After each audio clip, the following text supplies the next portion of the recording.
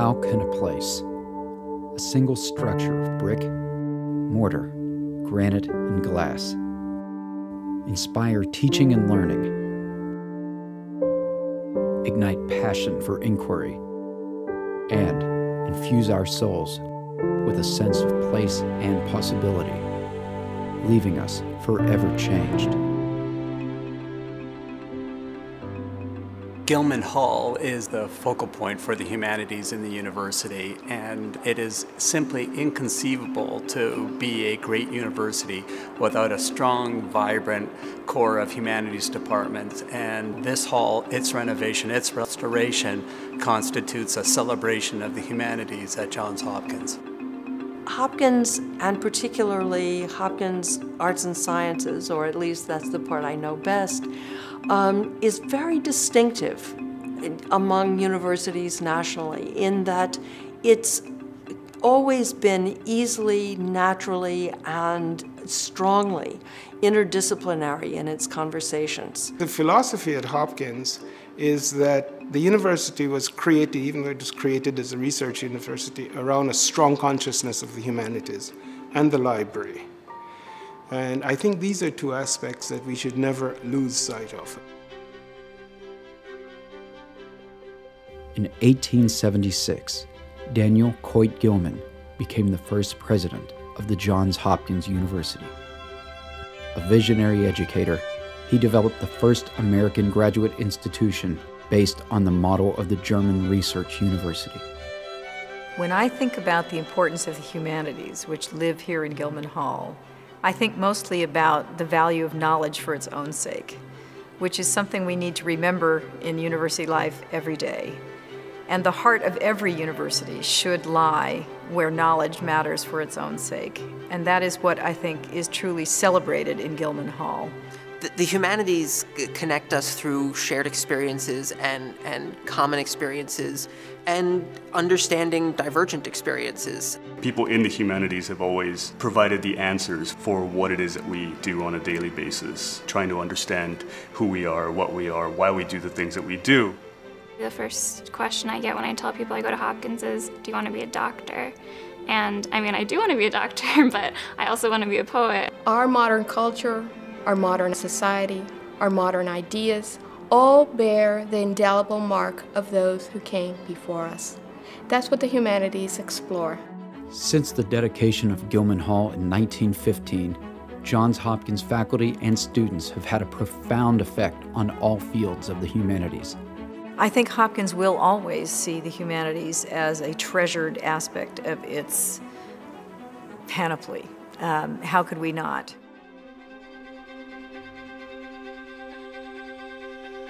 Gilman Hall now is a building reborn. Light fills purposeful common areas that invite people to linger. More classrooms and seminar spaces. Faculty offices. Wide, warmly lit hallways. And a stunning archaeological museum are all part of an ambitious renovation. Gilman is the history of Hopkins. Its architecture set the standard for the rest of the campus, and the fact that you had to go through it to get basically from one place to another really made it the focal point for the university. You couldn't have the showpiece of the actual campus being in a little rundown condition. It just didn't work.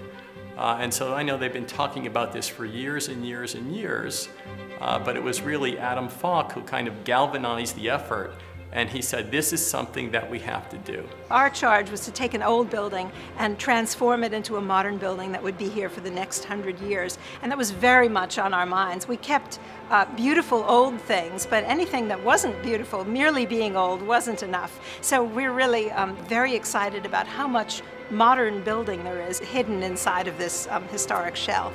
Gilman Hall is the architectural symbol of Johns Hopkins University. It's the icon that in people's mind evokes what Johns Hopkins is and what it looks like. The place looks really great. I mean, I have memories of Gilman Hall my freshman year, and the change is so dramatic that it's startling. Finally, we're all in one place and able to just have these very informal but really informative interactions, even just for a few minutes. So that's exciting to see all of these people in one place.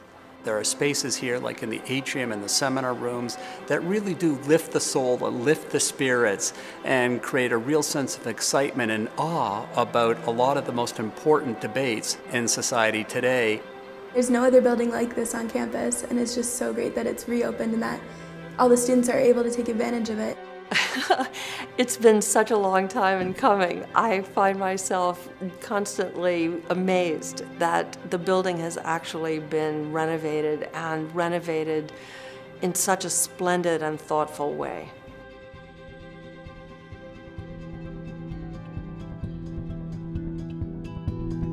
With a deep and profound connection to the past, carried forward by the reimagined Gilman Hall, Johns Hopkins will lead teaching and research in the humanities into the 21st century.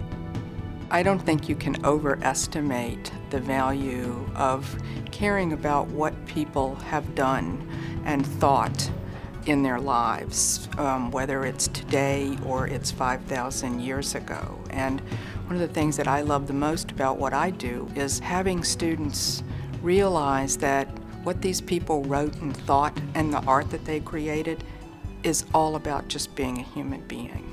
And that's what the humanities is, and that's what Gilman Hall is now back to doing. It's a challenge to convey the enthusiasm that people feel for this renovation, and it's so much more than naming opportunities and bricks and sticks and mortar. It was really about preserving the spirit of the building. What I like about the new Gilman is that its design makes it easier to bring people together, much more so than the old Gilman did. Gilman isn't just a building, it's a context. It's a context in which scholarship is born, and that's really what makes it a valuable investment for the university, because that's what we're about. We're about new ideas, we're about new forms of scholarship, and they can't be born without that community coming together to spawn those new ideas.